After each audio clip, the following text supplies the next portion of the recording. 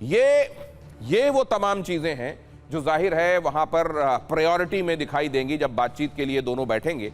लेकिन सवाल यही कि कौन किसकी बात को कितना मानेगा। और यहां जो डेडलॉक दिखाई दे रहा है, अगर आप ये समझते हैं कि ये केवल ईरान के और अमेरिका के संदर्भ में है, ये भी मानकर चलिए कि ऐसी कोई बात नहीं है जो ईरान के हित की है, चाइना को पता नहीं है। और ये भी चाइना के संदर्भ में ईरान मानकर चलता है कि हमारे हितों का मुहाफिज अमेरिका के सामने एनीवेज चाइना रहेगा।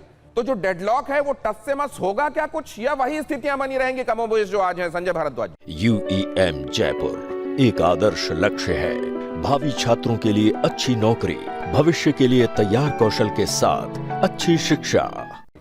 देखिए, एक बात स्पष्ट है इसमें कि ट्रंप का जो विजिट का टॉप एजेंडा है वो निश्चित रूप से ईरान के साथ में कैसे एक एग्जिट पॉइंट किया जाए, कैसे नेगोशिएट किया जाए, और उसमें मुझे लगता है चीन एक महत्वपूर्ण भूमिका निभा सकता है। लेकिन मैं कुलकर्णी साहब की एक बात को आगे बढ़ाऊंगा। देखिए, क्या है कि पूरे इसका टेररिज्म का मुद्दा है, न्यूक्लियर इश्यूज है, या जो टेरिटोरियलिटी का ब्रीच करता है, उसका सबका रिंग मास्टर चीन है। आप नॉर्थ कोरिया में न्यूक्लियराइजेशन बढ़ा, पाकिस्तान में टेररिज्म को कौन पनाह दे रहा है, न्यूक्लियर प्रोग्राम को किसने बढ़ाया, ईरान में न्यूक्लियर प्रोग्राम्स के पीछे किसका हाथ है, ये सबका रिंग मास्टर चीन है। तो चीन निश्चित रूप से इसका और बार्गेनिंग के रूप अपने तरीके से इस्तेमाल भी करता है। तो अमेरिका चीन को एंगेज करने के मूड में है कि ये सब आप मत कीजिए, और साथ ही साथ ईरान जो जिस एक तरीके से जो पूरा मिडिल ईस्ट में अशांति का कारण बना हुआ है, उसको आप उसके लगाम को थामिए। और इसमें मुझे लगता है कि दूसरे जो कंट्रीज हैं, चाहे सऊदी अरबिया है, UAE है, जिसके साथ चीन अपने संबंधों को कल्टीवेट करना चाहता है, वो खाली ईरान के साथ ही नहीं रखना चाहता, बाकी कंट्रीज को एंगेज करके, तो मुझे लगता है ये सारे आर्ग्यूमेंट्स को चीन के सामने रखेगा अमेरिका, और अपने आप को जो एक कॉन्फ्लिक्ट चल रहा है। वही वाली बात है ना कि या तो आप मिलिटरीली इतनी सुपीरियरिटी रखते हो, आपका डिप्लोमेटिक क्लाउड इतना हो। डिप्लोमेटिक क्लाउड तो यह है कि आपका पूरा नेटो और यूरोप आपसे छिटक गया है। ज्यादातर यूरोपीय जो लीडर्स हैं उन्होंने बीते दिनों में चाइना की यात्रा की है, उसमें इमैनुअल मैक्रोन भी शामिल हैं। तो पूरा ड्रिफ्ट एक तरीके से चाइना की तरफ होता जा रहा है। ताकत के मामले में भी, नेवी के मामले में आप कहा जा रहा है उन्होंने एक तरीके से सुपरसीड कर लिया है, ओवरटेक कर लिया है जो अमेरिकी नेवी की ताकत होती थी।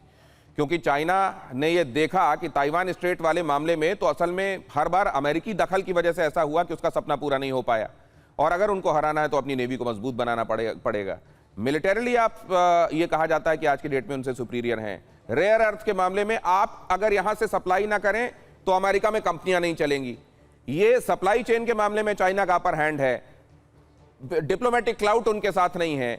ऐसे में कौन कहेगा और कौन सुनेगा और कौन मानेगा, ये बातें बहुत महत्वपूर्ण है। काले साहब, क्या लग रहा है, ज्यादातर बातें अमेरिका कहेगा और ये तवक्को करेगा चाइना मान जाए, या चाइना को मालूम है कि अब मैं डिक्टेट कर सकता हूं? नहीं दिनेश जी, आपने बहुत ही इंटरेस्टिंग प्रीफेस दिया है इस पूरी क्वेश्चन को। तो मैं एक बार ये अपने लॉजिक से उसको देखना चाहूँगा।